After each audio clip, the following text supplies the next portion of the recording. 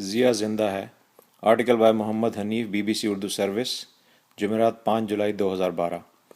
نہ کہیں ماتمی جلسہ، نہ کوئی یادگاری ٹکٹ، نہ کسی بڑے چاک پر اس کا بت، نہ کسی پارٹی جھنڈے پر اس کی تصویر، نہ اس کے مزار پر پرستاروں کا ہجوم، نہ کسی کو یہ معلوم کہ مزار کے نیچے کیا دفن ہے، نہ کسی سیاسی جماعت کے منشور میں اس کے فرمودات، نہ ہر لحظ اٹھتے سیاسی ہنگاموں میں اس کی بات، نہ بڑے لوگوں کے ڈرائنگ روموں میں اس کے ساتھ کھنچوائی ہوئی کوئی تصویر، نہ کسی کتب خانے میں اس کے ہاتھ کی لکھی ہوئی کوئی تحریر، نہ کوئی سیاستدان چھاتی پر ہاتھ مار کر کہتا ہے کہ میں اس کا مشن پورا کروں گا، نہ کوئی دعا کے لیے ہاتھ اٹھاتا ہے کہ مولا ہمیں ایک ایسا ہی نجات دہندہ اور دے۔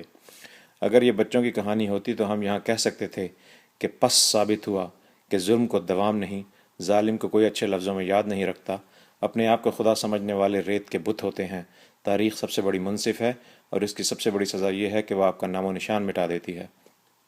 دیکھو دیکھو کیا عبرت کا نشان ہے کہ جس شخص نے پوری قوم کو ٹکٹکی پر لٹکایا، آئین کو کاغذ کا چیتھڑا بنایا، عوامی لیڈروں کو سولی پر لٹکایا، باقی سیاستدانوں کو اپنے در کا کتا قرار دیا، جو اپنے لوگوں کو غلام بنا کر افغانستان، بھارتی پنجاب اور کشمیر کو آزاد کرانے چلا، جس نے اپنی طمع کو اللہ کا قانون قرار دیا اور اللہ کے قانون کو گلی گلی بدنام کیا، آج اس کا نام بھی بھلا دیا گیا۔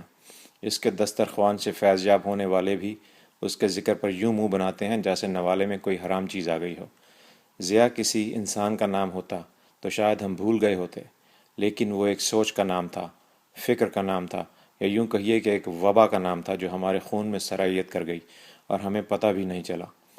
جب کبھی زندہ ہے بھٹو زندہ ہے کا نعرہ سنتا ہوں تو جی چاہتا ہے کہ ان دیوانوں کو سمجھاؤں کہ نہیں، بھٹو پھانسی پر جھول گیا، آؤ تمہیں دکھاتا ہوں کہ کون زندہ ہے۔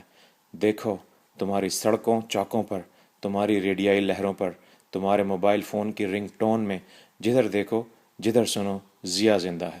وہ زندہ ہے ہمارے بچوں کو پڑھائی جانے والی کتابوں میں، ان کو سنائی جانے والی لوریوں میں، ہمارے آئین میں، قانون میں، اس قانون کی حفاظت کرنے والوں کے ضمیر میں، اس قانون کو اللہ کا قانون بنانے کا وعدہ کرنے والوں کے دماغ میں۔ وہ زندہ ہے مسجدوں میں پھٹنے والے سرفروش نوجوانوں کے دلوں میں۔ وہ زندہ ہے ٹی وی کے ڈراموں میں، ٹی وی کے ٹاک شو کے میزبانوں میں، ہمارے حلق سے نکلی جعلی عربی آوازوں میں۔ وہ زندہ ہے حجابوں میں، نقابوں میں، ہیروئن کی دولت سے بنے محلوں میں، لگژری عمروں میں، حرام کو حلال کرتے بینک اکاؤنٹوں میں۔ وہ زندہ ہے شادی پر چلائی جانے والی کلاشنیکوف کی آواز میں۔ وہ چھپا ہے ہر اس چوک پر جہاں 70 سالہ بڑھیا بھیک مانگتی ہے اور آپ کو حاجی صاحب کہہ کر پکارتی ہے۔ وہ زندہ ہے ہر اس پولیس والے کے سوال میں جب وہ کہتا ہے کہ نکاح نامہ کہاں ہے۔ وہ اپنا خراج مانگتا ہے جب کہتا ہے کہ دوسروں کو کافر قرار نہیں دو گے تو شناختی کارڈ نہیں ملے گا۔ وہ زندہ ہے اور آسیہ بی بی کی کال کوٹری کا پہرے دار ہے۔ وہ ہر احمدی، ہر شیعہ، ہر ہندو، ہر عیسائی کے سر پر لٹکتی تلوار ہے۔ ان میں مزار پر دھمال ڈالنے والوں، یا رسول اللہ کہنے والوں، یا ننگے سر نماز پڑھنے والوں کو بھی شامل کر لیں۔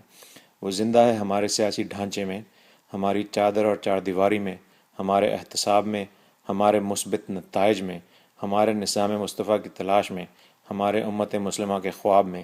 وہ زندہ ہے ہمارے ہر عذاب میں۔ جب احمد پور شرقیہ کے چنی گوٹ چوک پر ہزاروں لوگ اکٹھے ہوتے ہیں اور ایک ملنگ پر تیل چھڑکنا شروع کرتے ہیں تو وہ اس ہجوم میں شامل ہر شخص کے دل میں زندہ ہے۔